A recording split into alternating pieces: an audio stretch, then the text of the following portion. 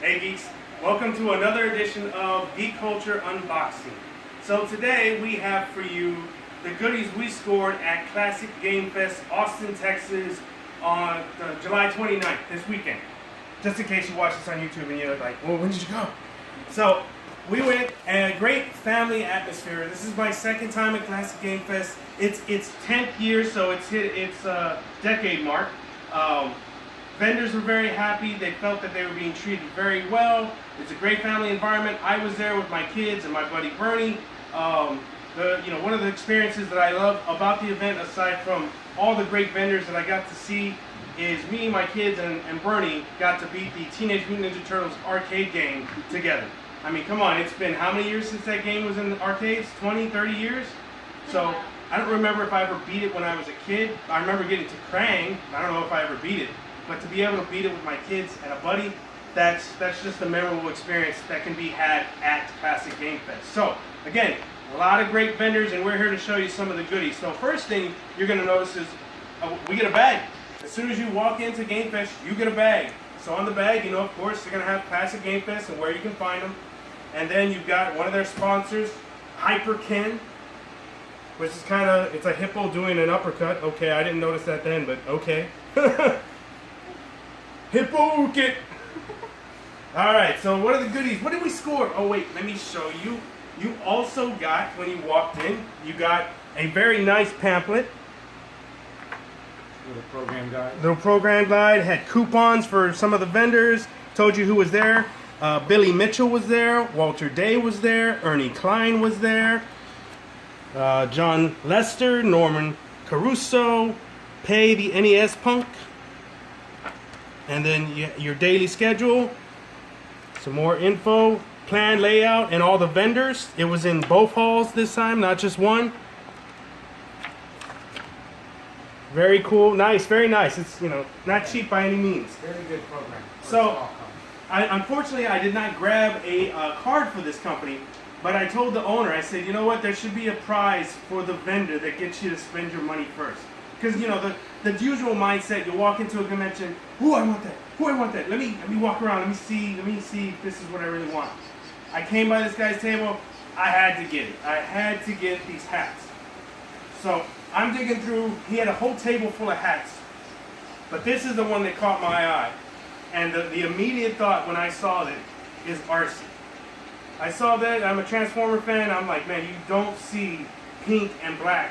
You don't see anything Arcee very often. So I had to pick this up for my daughter. And it's a fitted cap, which is even better.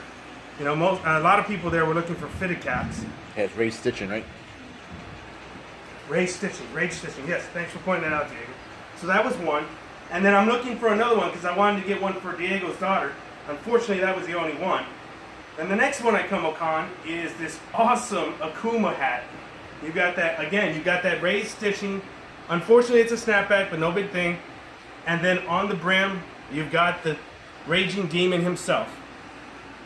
Now, the cool story behind this is I showed this to another vendor who had drawn an Akuma, and he immediately was like, oh man, I gotta get that cap. And I was like, all right, let me go back and see. So apparently this may be a one-off, or it was very limited because he only had one and he didn't know of any more existing. He doesn't remember ordering anymore, so it may be a very limited cap, so I'm actually kind of stoked about that.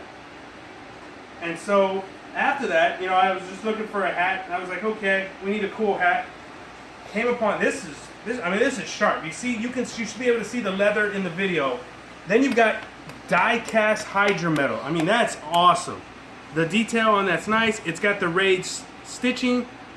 It's a fitted cap, but still, the quality is just amazing. And each one of these caps was $10. Nice. $10 a cap. And then, if that's not enough, I spent $30 for some caps. I got to spin a wheel to win something else.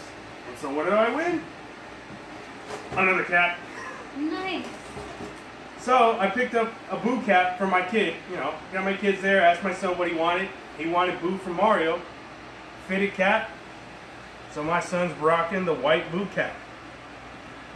So that was that vendor, okay? So that was the first vendor that got me to spend money.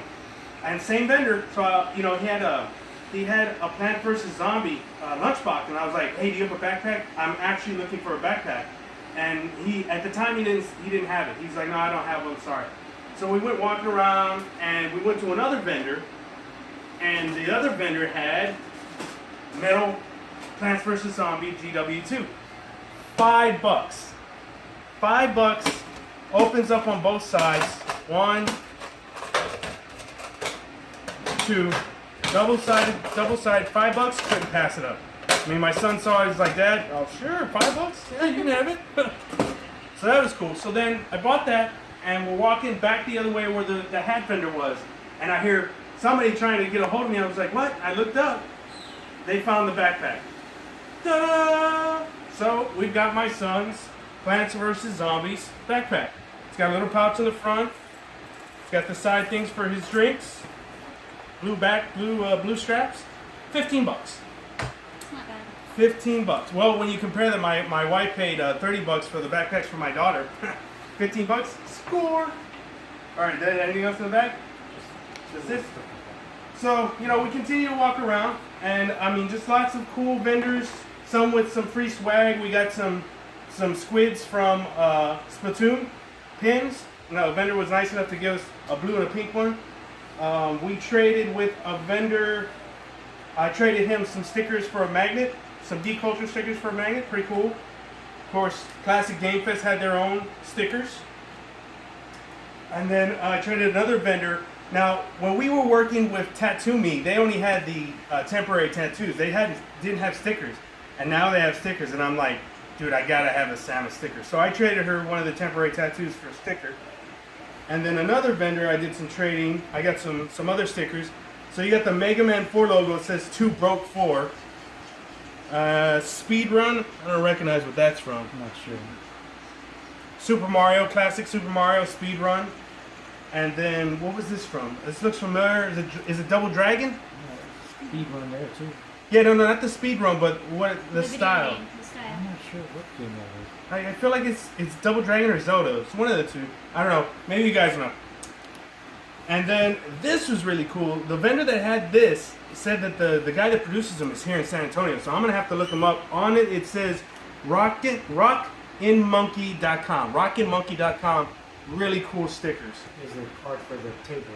So the table that you guys are looking at, you'll be able to see in our other review, came from videogamecoffeetables.com.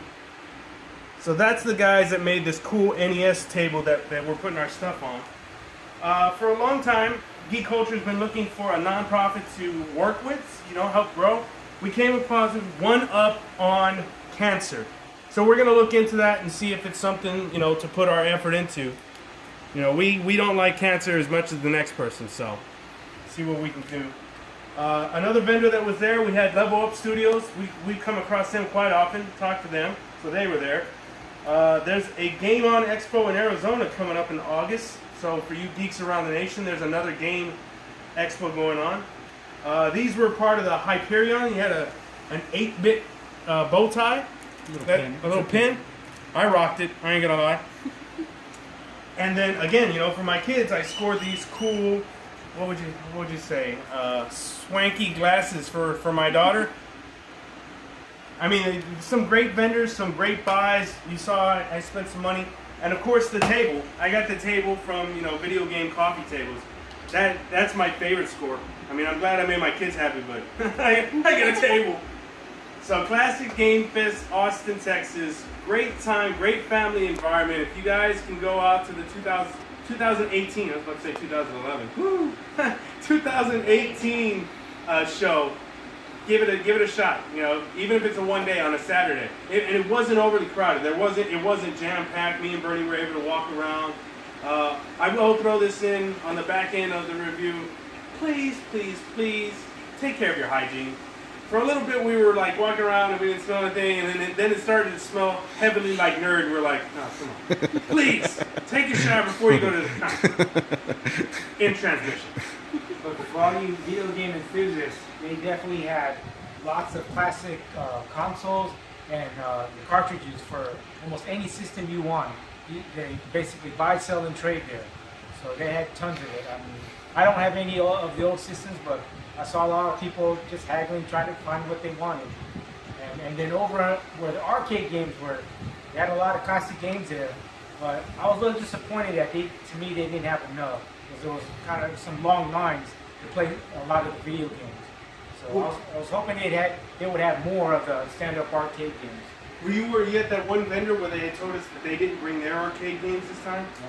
So one vendor had confirmed that they had less arcade games because they didn't bring their part of the arcade. So that's why Okay. one vendor forgot or didn't bring one of the two. But they also had console games there for you home For games. everything. Yeah, and then they had tournaments going on too. So For another edition of Geek Culture Unboxing, the CD section.